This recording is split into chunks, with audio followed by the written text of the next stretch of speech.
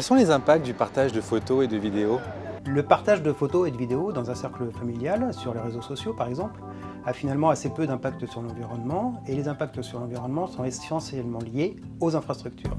Une étude australienne s'est intéressée à cette question. On s'aperçoit que la mise en ligne correspond par an à 12 gigawattheures, dont 10 pour les infrastructures et 2 pour l'utilisateur. Le téléchargement, l'utilisation, l'accès à ces données représentent 300 gigawattheures, dont 100 côté utilisateur, donc 200 gigawattheures pour les infrastructures. Alors ces chiffres peuvent paraître importants.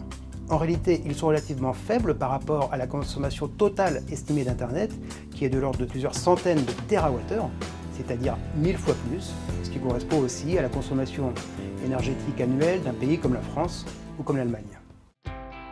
Les impacts sur l'environnement peuvent paraître faibles au regard des impacts globaux liés à l'utilisation d'Internet. Pour autant, ils existent et donc on peut les diminuer.